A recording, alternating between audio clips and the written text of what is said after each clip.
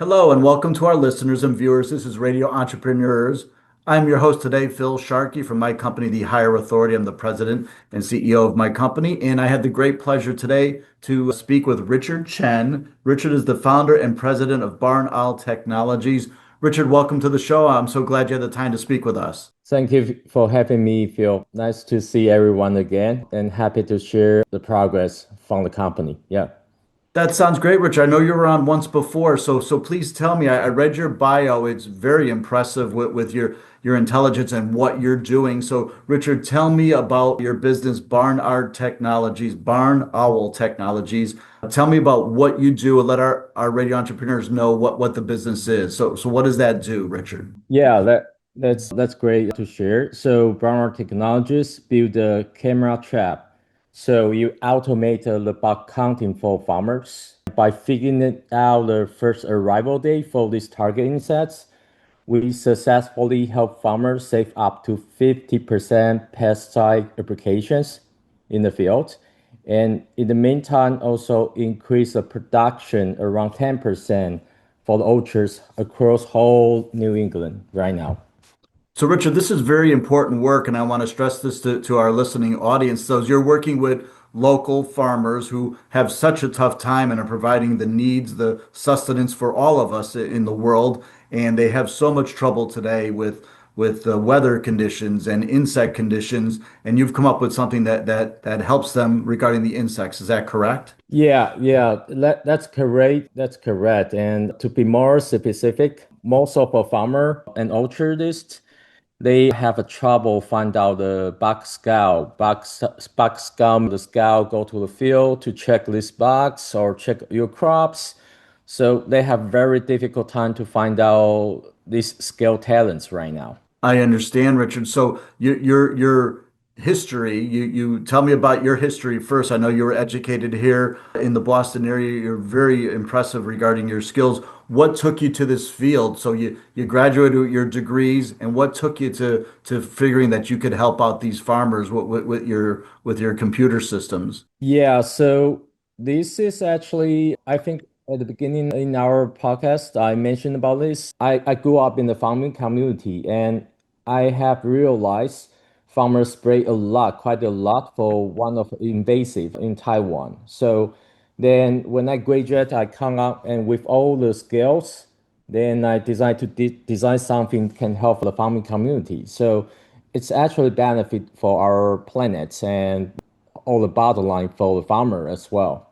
Absolutely. Now, Richard, do you work in this area of Massachusetts? Where are the farmers that you're assisting? Where are those people located? Yeah, we typically focus on the orchards and the vegetable farmer.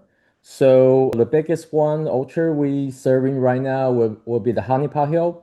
And we also have across all, like I say, across whole New England, like a scooter orchards, like CN Smith Farm in the east, and in the south, in Connecticut, we have a Hidden Gem Orchard.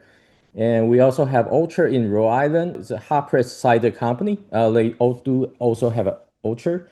So it's across whole New England. And Yeah, there are yeah. more than 20 orchards in our customer right now. Yeah. Absolutely. Now, Richard, it's your business. Does it involve many people? Do you have an employee staff? Is it basically you handling all the details? How many workers do you have for you if you have a team? So we have several part-time team member handling different perspective, like a business, like a financial. But we typically hire engineer from Olin College at Wellesley. So it's a pretty good school. We hire talents and handling in R&D part. I'm handling like a product development, manufacturing, and all the other like a business stuff. So Sure. I would say it's tough. That's why at this moment we try to do some crowdfunding to mitigate the capital in order to bring more talents for our future like expanding. Excellent. So, Richard, it's obviously such an important work you're doing in line of work and the assistance you're giving these farmers. How did you come up with it? How does it work as far as with the process and how are you able to identify the needs that you have to fill with them? Yeah, so actually it's a long journey. At the beginning, we interview over 250 farmer and Okay. just try to figure it out whether this scouting is a need. And we end up asking some question. It's more like whether they already pay for certain like a similar service, because that's a way really tell whether there's a need there. And we figured out, okay, after one for 2 to 3 years, we figured out this is strong need, especially when we go to the show, which sold out basically in 2 days. I mean, we sold our device in two. Yeah. Yeah. So you can tell that I can definitely tell it's a strong need. Yeah. Yeah, the demand is there for it. So was this like a show? Was this an agricultural show where the farmers, go to attend, or how did the word get out about your business? Yeah, that's a show at New England. It's called New England Fruit and Vegetable Conference. It happened like a biannually. So Yeah. I went there last year and it's pretty good one. We also have other business is try to doing the bug counting for like a pretty severe insects called Asia citrus phyllid. It will bring the Huanglong bean. It's a disease will kill a tree for citrus. So there's a lot of business ongoing, but scouting device is both right now. It we see the need. Yeah.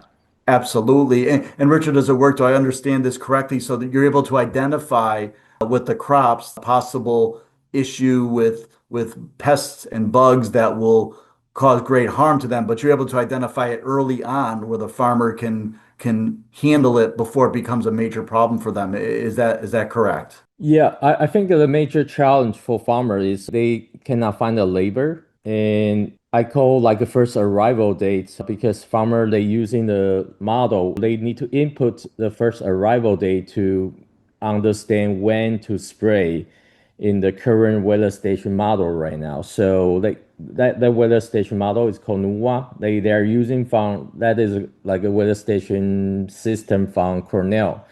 But the most challenging thing for farmer is they are not able to go out every day to try to find out this first arrival dates, Right. and It's they the can cost, the cost and the time, those type of problems. they just cannot do it. It's more about most people think a farmer you can extend to do something. They're working pretty hard, basically. So Yeah. they're working pretty hard. Don't put another task to learn. So what Yeah. we're going to do, just bring the device, you turn it on, they do the job for you, it notify you when we find out something.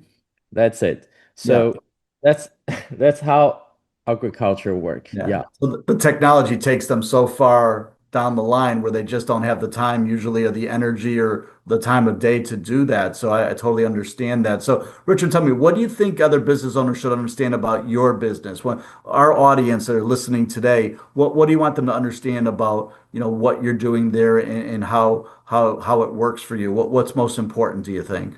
It sounds like a great need. It really sounds like, your product can really make a difference in the time management for these farmers. Yeah, yeah. So I think probably about like a fundraising part. I'm sorry, I need to bring up this because this is such a good need for farmer and also benefit for the public because when you think about you when you invest our company, you invest the future of the food. It means your food will be less pesticides and more high quality and it coming from local. Yeah.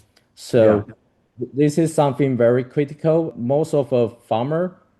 Almost all the farmer in New England, they do the business locally. So I want to make sure all our food is secure and that's pesticides. Customer got a good quality, that's damage for the planet, and our crowdfunding is just every like $100. You have $100, you can invest. It It, means it have it's any. so true. It's so true, Rich. I know my wife and my friends and family, shopping local farmers has become so much more important to them and interest to them and for the health of it and supporting our our whole world. So I can't agree with you more. So where do you see the business, Richard, in the next 3 to 5 years? What do you think is going to happen for your company in the future? So in this 3 year, I will try to penetrate New England first. It's interestingly, right now, entomologists is helping promote our product, which means entomologists from extension, they buy the device and they spread across all the New England. That's a customer from entomologist. And I also have my own customer from across the New England. So long story short, I want to penetrate the New England first and spending out probably from the New York to Ontario, Canada, and Michigan. If possible, we move into the south and from New Jersey to like Pennsylvania and Virginia. Yeah, it sounds so necessary, Richard. I think the future is limitless when you look at it in that regard. I want to remind everyone we've been speaking with Richard Chen, who is the founder and president of Barn Owl Technology. Richards, if our listeners wanted to reach your company, how would they do that? How would they go about reaching out to you? Yeah, yeah. So they can directly reach out to our website, or we are doing the fundraising at the WeFounder. So you can find us on the wefounder.com. You just search our business name, Brown Our Technologist, or I can provide a link here for everyone to easy to access. We are looking for you to help farmer to save more pesticides for our planets. Yeah. Absolutely, Richard. Nothing more important than that. It's our literally our own survival. So I want to thank you so much for being on the show today. And I want to thank our listeners and viewers. Please remember to follow us on LinkedIn, Facebook, and YouTube to stay connected to the show. We'll be back with more stories on Radio Entrepreneurs.